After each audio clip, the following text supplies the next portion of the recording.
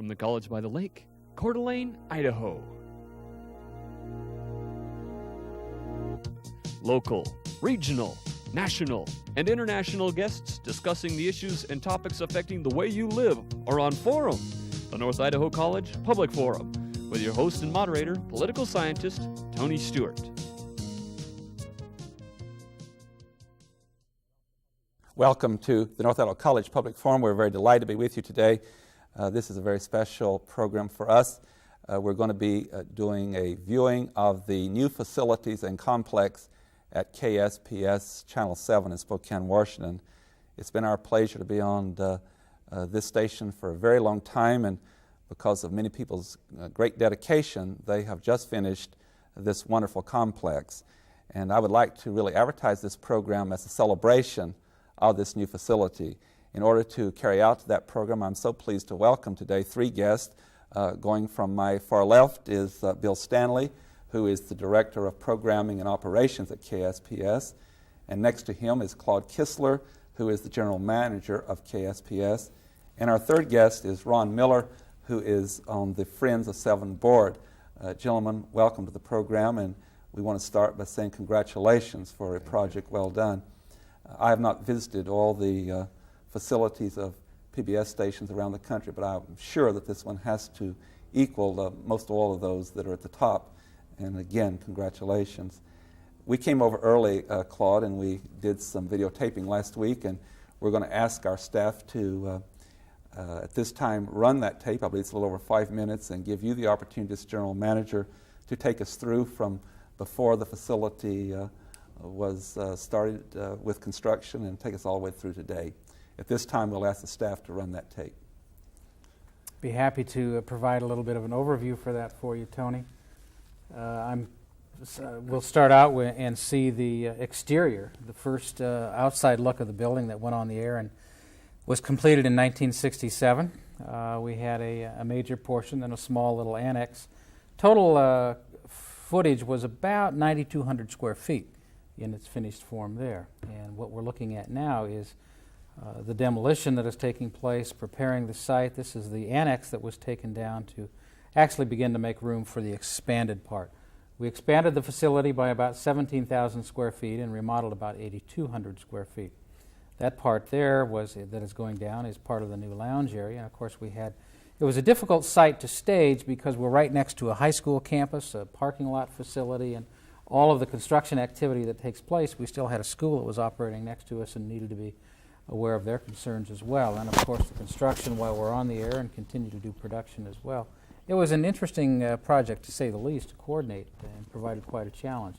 This is the back wall for the new studio that we are currently sitting in now, and provided a significant expansion of the footprint of the building and allowed for considerable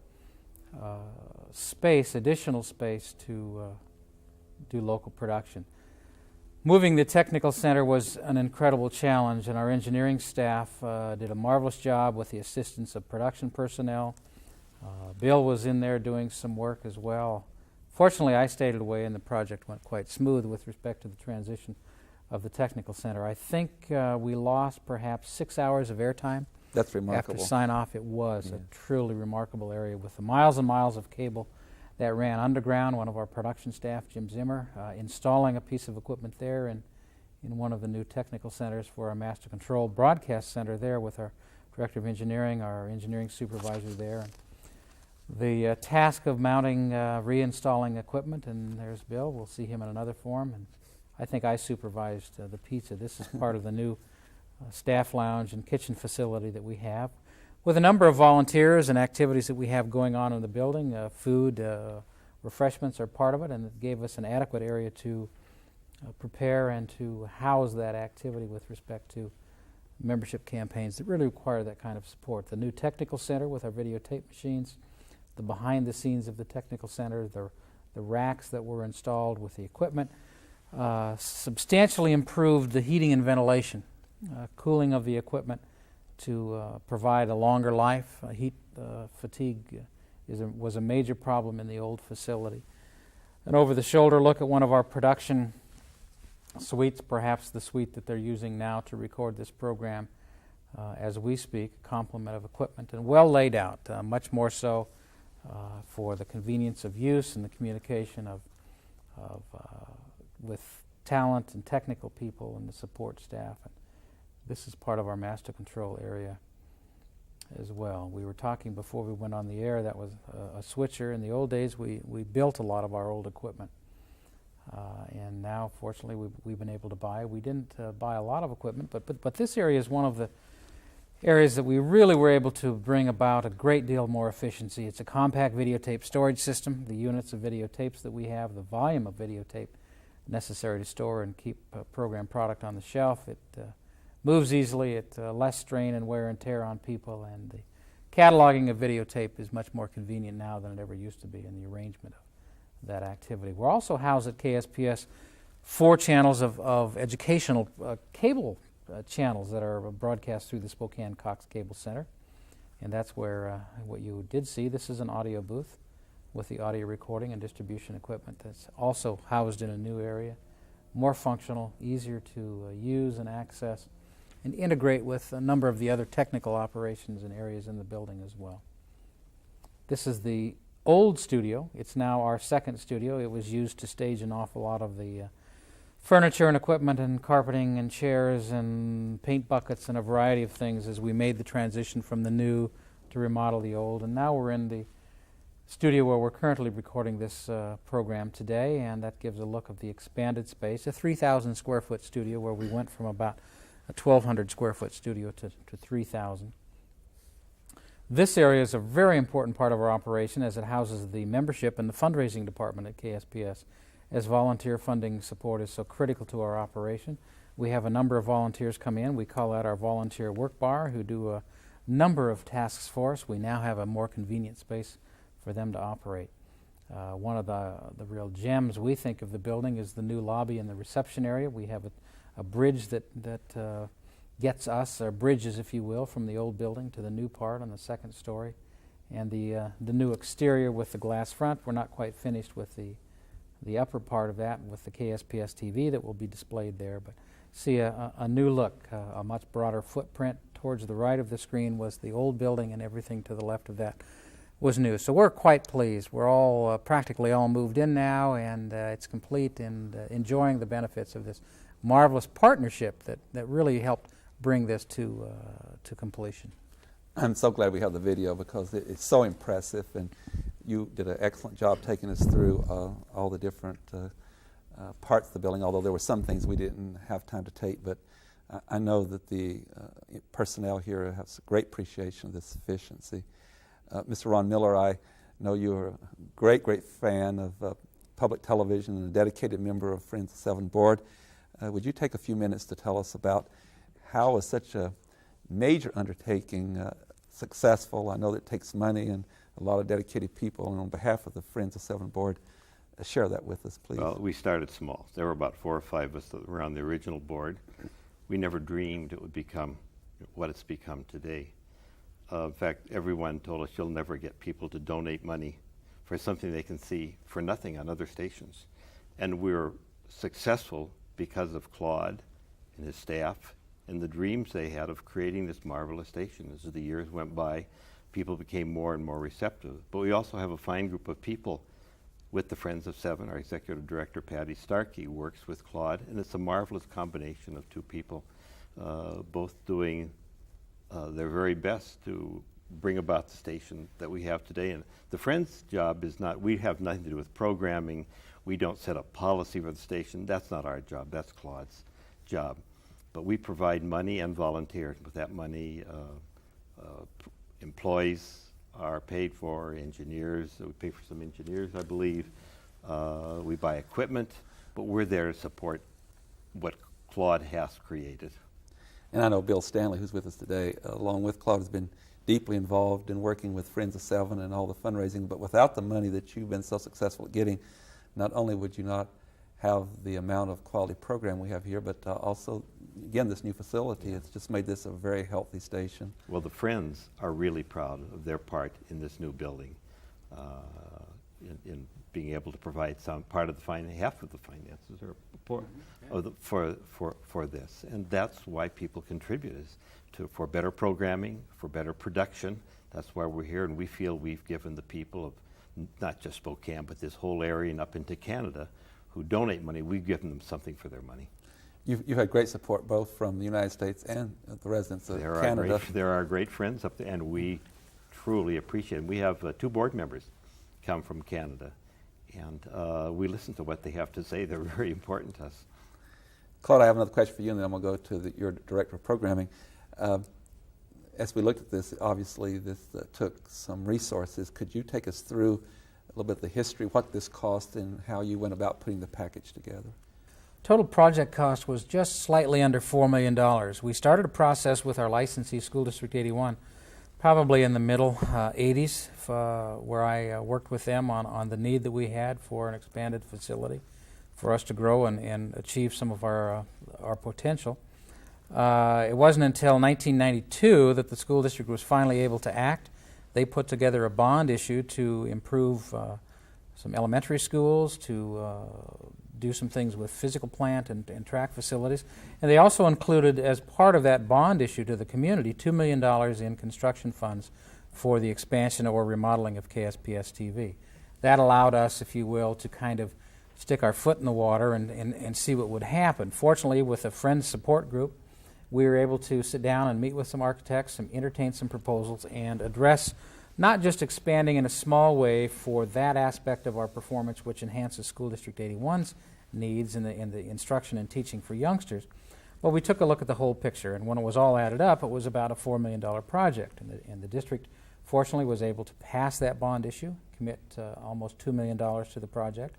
We took the need to our Friends of Seven support group and worked with them on coming up with the other $2 million in support funds. So we have a wonderful partnered activity here, a facility made possible in part through School District 81 taxpayers who made an investment in the mission that we provide for School District 81, and also the oversight role that our Friends of Seven provides in community fundraising, who had worked to amass money and some investments and to continue to raise money for the good of the public and the entire region to make sure that this facility would respond to all the needs of those who avail themselves of what we have to offer. So it was a great partnership. It really was. It was. I'm so glad you brought out, too, the taxpayers. They often do good things like this, and you recognize them and the board of School District 81 with these two in concert. We've seen the results here today.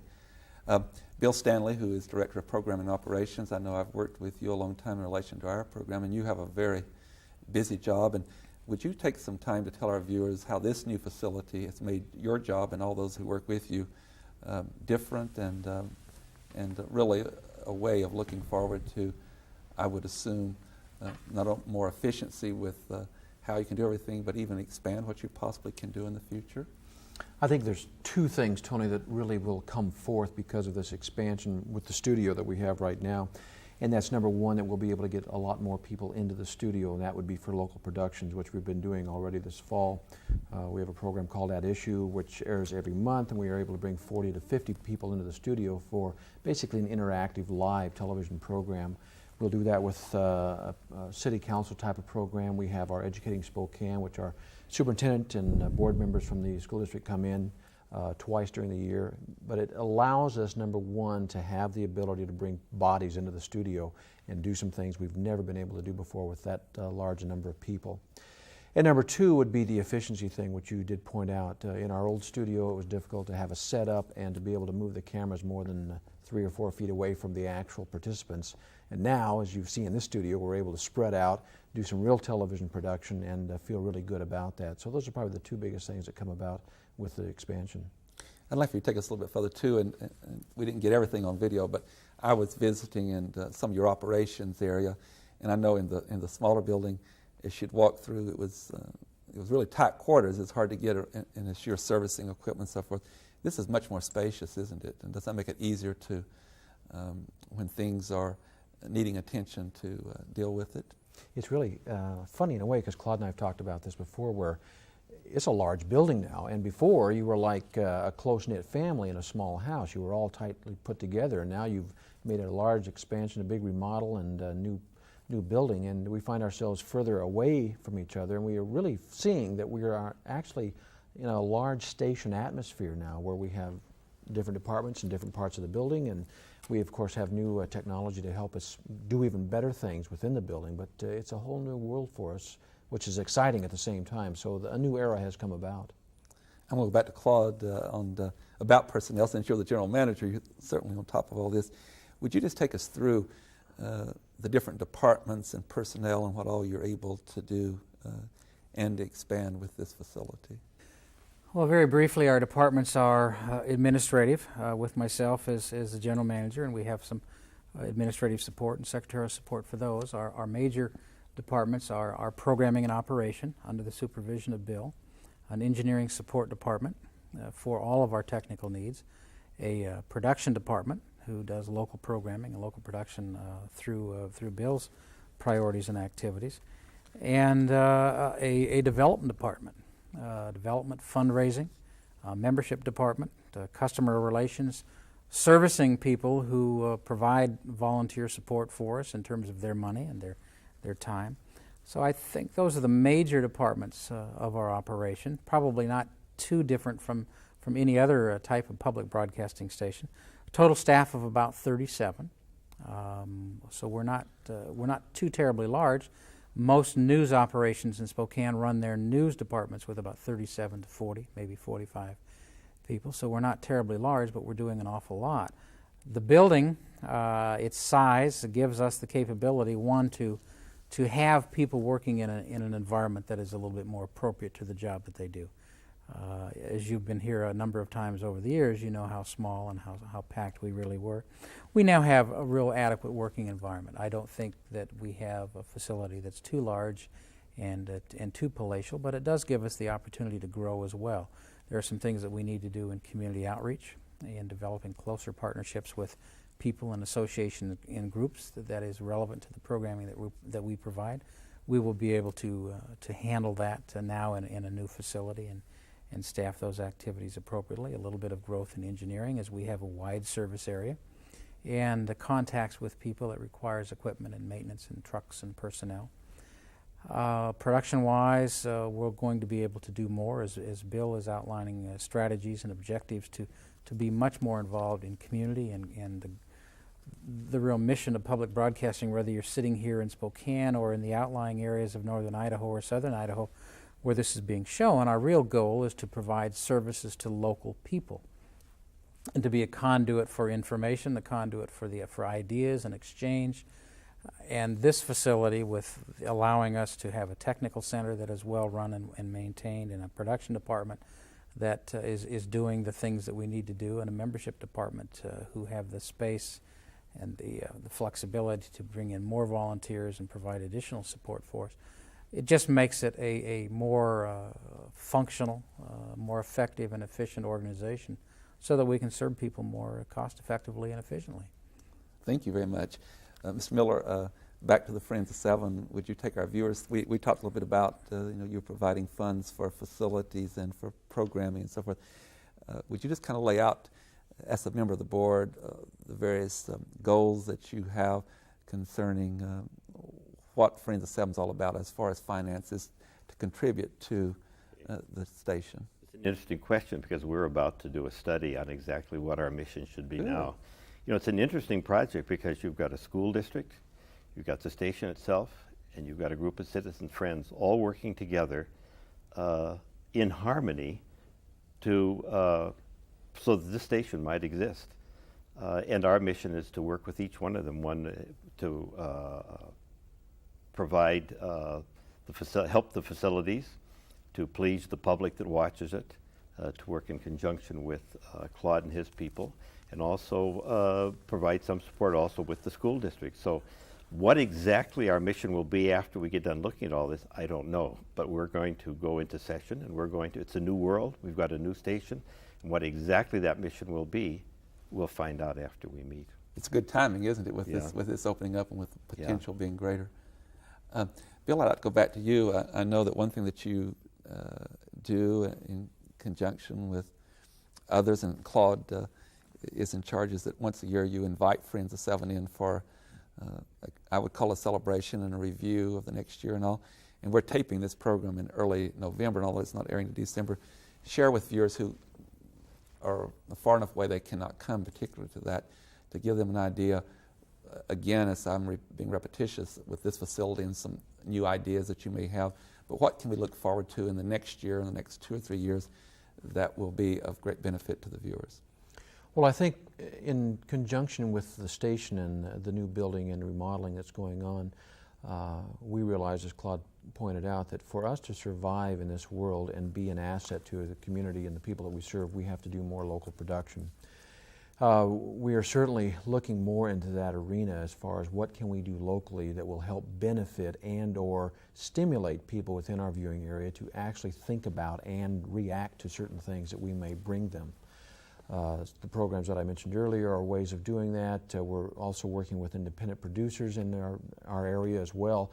When they bring in ideas, we can certainly look at and say, you know, this is something that needs fostering. We'd love to help you on this. Let's go for it. Let's do something with this particular program idea. But more and more, it's going to be a branching out as much as we can in the local area as well as regional too, and bringing good quality programming that will make people stop and think about, how does this affect me? What's it mean to me and my family, to my way of living? That's what we want as public television to do, is to make people think about things that are actually a part of their lives. So we'll be doing more of those kinds of programs in the future. I think public television is very healthy right now, and will continue to get that way with some more great programming coming from national as well. But I think it's got to be right here at the grassroots, where we have to really bring programming that people will want to watch and enjoy. And we're finding right now with our weekly program that we do, public affairs program that we do, that we're answering a lot of those questions because people want that kind of information, and they enjoy finding out more about their local city, about the local politics, what's going on there. Something else we're doing with Alberta, because we have so many viewers in Alberta, is that we're doing a monthly program there called Alberta Matters, where it's a chance for Albertans to actually take a look at what's happening up there. And this is another service that we're providing, because this is a program that was eliminated with the loss of the Access Network up in Alberta. So it's another place that we can pick up and say, hey, we can help out some other people with carrying this program. Your programming is just like the management and the facilities. You are really in concert with different components and ideas. I hear you saying, and I observe it on television, and that is that you have very localized, that is the Spokane area and what's going on there, and you have regional in Canada and other places in the area, and then you have your national programming. So there is something for one's interest, whatever that might be. And of course, a lot of people do like that variety and all of that. So you really are announcing here that we can look forward to even expansion of that. That's going to happen, certainly it is. And of course, money is always going to be the bottom line to whatever we can do. And I think with more and more people wanting to underwrite or become part of public television financially, that's going to help us with our mission and what we want to accomplish in the way of local production. Claude, I have to come back to you and ask something that you've been very close to your heart. You've been very instrumental and very effective in defending public television at a time when there's been some suggestions that maybe public television can go by the wayside or have less funding. Would you share some of the ideas that I've heard you talk about before, particularly with this healthy development at KSPS? Where do you think we're going with public television in the future? Well, that's an excellent question. It's been a really difficult year. One, to be involved in the excitement and growth of this station, and at the same time having us, in a sense, being attacked as much as we have been on the national level, and virtually being told that there's no reason for us to continue to exist. And the enthusiasm and optimism that all three of us share is continued for a bright future for public television, at a time when society is continuing to be concerned and more concerned about youth violence and crime in this society and culture. General television continues to give more and more of that kind of a product.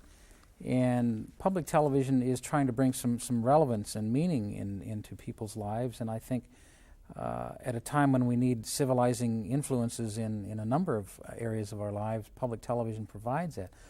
So we tend to think that there is a continuing role and mission and service of public broadcasting, and think it's strong.